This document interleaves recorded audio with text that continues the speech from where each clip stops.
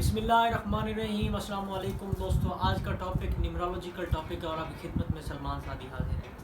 अच्छा, इल्मुल आदात के हवाले से मेरे पास मैंने आज तक वीडियो नहीं बनाई, लेकिन इल्मुल आदात के हवाले से मेरी खुद की एक मेरा इल्मुल आदात के साथ बड़ा प्यार है, बड़ा लगन है।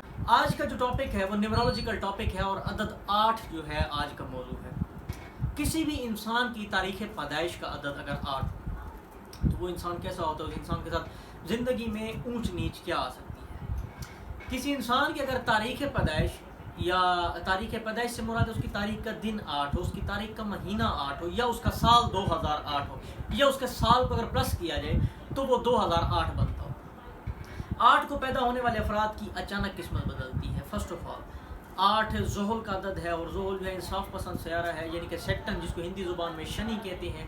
और 8 जैसे लोग जो इनमें रूहानियत भी भरपूर होती है, इनकी सिक्स सेंस बड़ी तेज़ होती है। किसी भी मामले को, किसी भी गलत काम को करने से पहले इनकी जो है ना, इनको इशारा मिल जाता है कि ये काम आया इनके लिए ठीक है, ये इनके लिए गलत है। इनको जिल्द का प्रॉब्लम रहता है, इनको फेस का मसला रहता है, एक्सीडेंट वगैरह इनका हो सकता है। ज़िंदगी में ये एक हादसे से ज़रूर गुजरते हैं।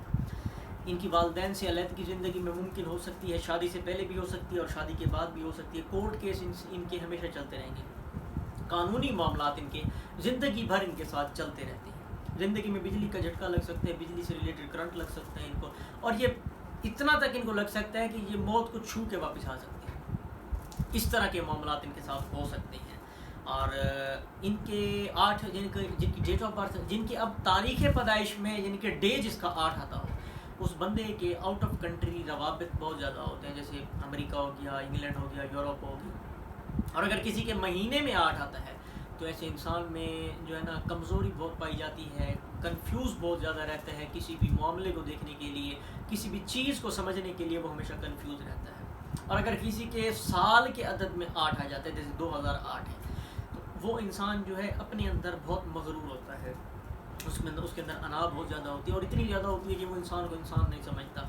और ये नेचर वाइज उसमें चीज़ें पाई जाती हैं। इल्मुल आदात में जो ख़ास बातें हैं, अच्छा मुख्तलिफ़ अलूम हैं, इल्मुल जफ़र है, इल्मुल आदाद है, इल्मुल मुनज्जिम है, यानी कि इल्मुल नजूम है। अब इल्मुल नजूम के हवाले से भी काफ़ी ऐसी तहकीकें हैं, लेकिन 8 का अदद अगर आपके किसी दोस्त का है, आपके किसी भाई का है, आपके किसी फैमिली रिलेटिव का है, आपके किसी दोस्त का है, तो आप इसका चेक कीजिएगा, तजुर्बा कीजिएगा, क्या उसमें ये चीज़ें पाई जाती हैं या नहीं पाई जाती। मुझे इजाज़त दें, अल्लाह हाफ़िज़।